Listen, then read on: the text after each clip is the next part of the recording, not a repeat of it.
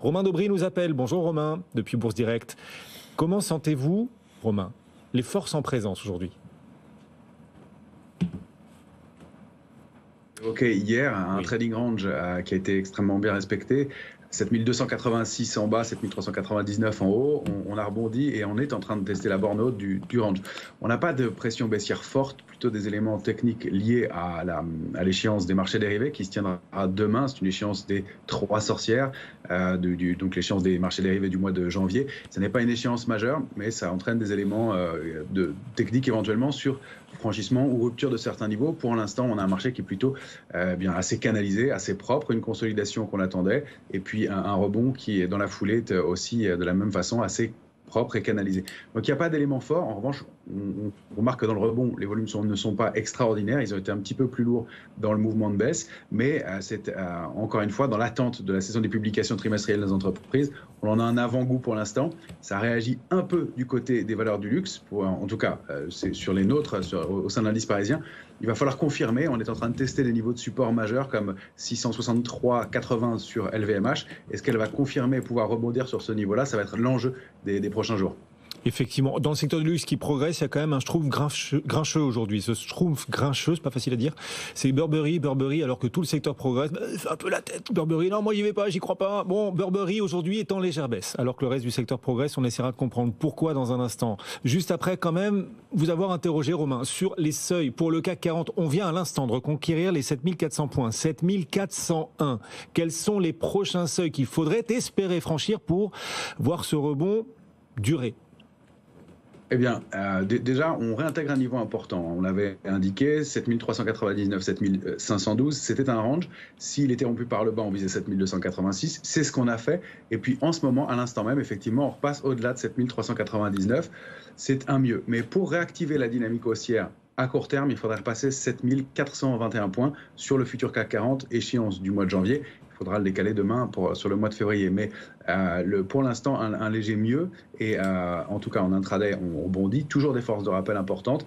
Si on arrive à déborder ces niveaux-là, bien c'est à nouveau le haut du range, 7512 points en mire.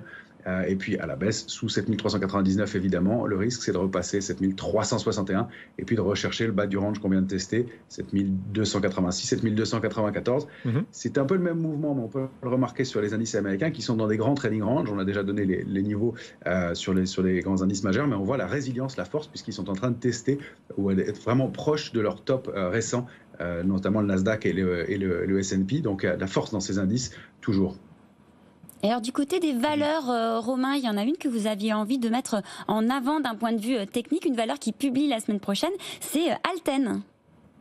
Ben oui, effectivement, on a pas mal d'incertitudes sur les titres pour l'instant. Il va y avoir probablement beaucoup d'éclaircissements suite à la saison des publications. C'est assez difficile de trouver des dossiers qui sont qui ont des configurations claires. Et il se trouve que Alten, on l'avait déjà évoqué il y a quelques temps, elle a très bien rebondi sur un support majeur à 110,30. Elle forme une figure de retournement haussière de long terme cette fois-ci, et donc avec un potentiel intéressant. Elle cote à l'instant 134,30. Cette structure, elle serait validée franchement au débordement de 140,10, mais ça offre aujourd'hui un bon point d'entrée sur le titre, puisqu'on pourrait passer acheteur actuellement, donc aux alentours de 134,30, c'est ce que nous avons proposé d'ailleurs à nos abonnés, avec un stop qui serait placé sous 126, une confirmation du mouvement au-delà de 140,10, un premier objectif à 154,90, puis un objectif idéal à 171, dans un potentiel de 27% environ de hausse, si elle veut bien confirmer. Ce titre Alten qui cote en hausse de 2,6% cet après-midi, 134,40 €. Merci beaucoup Romain Daubry, Bourse Direct. On vous appellera à nouveau si vous le voulez bien Romain. À la clôture des marchés, ce sera tout à l'heure à 17h35, clôture qu'on vivra en direct. Et puis juste 10 minutes avant la clôture, votre nouveau rendez-vous, ne le ratez pas, la Data Room. Nos experts nous apporteront des datas, les datas qui vous permettront en bourse, par vos choix d'investissement, de faire la différence. Mais pour l'instant, il est 16h40 et c'est l'heure non seulement du goûter, mais de notre question du jour. Vous le savez désormais, tous les jours aux alentours de midi, on résiste pas à l'envie de vous faire participer et de vous poser une question sur les réseaux sociaux de BFM Business. On est partout. Vous pouvez nous écrire, y répondre, Twitter, X, LinkedIn, on est partout. Nous sommes partout. Et la question du jour, Elle s'inspire de la polémique autour de la nouvelle ministre de l'Éducation nationale, Amélie Oudéa-Castéra. C'est vrai qu'on s'amuse beaucoup quand on cherche des questions à vous poser. C'est vrai que le nouveau gouvernement, il nous inspire beaucoup puisqu'il nous a inspiré aujourd'hui cette question. Quelle action feriez-vous passer du public? Quelle entreprise vous feriez passer du public au 100% privé? Est-ce que vous êtes plutôt aéroport de Paris? Est-ce que vous tableriez sur Renault? Est-ce que ça serait pour vous plutôt la Française des Jeux ou pourquoi pas prendre la direction de la SNCF? Tout de suite les grands mots. Eh bien, c'est assez partagé. Quelles entreprises aimeriez-vous faire passer du public au 100% privé? De quelle entreprise aimeriez-vous voir l'État se désengager complètement, quoi? C'est ça la question, Julien. À choisir entre les quatre, je pense que ça pourrait peut-être faire du bien à Renault, parce qu'on le sait, la présence d'un État au sein du capital d'une entreprise cotée, ça peut être, comment dirais-je, un facteur d'effraiement, de hantise pour certains investisseurs. Oui. Et quand vous regardez, en tout cas dans le passé pour Renault, il y a eu certains dossiers où l'État a un peu compliqué la donne, notamment la fusion qui a échoué avec Fiat Chrysler. L'État avait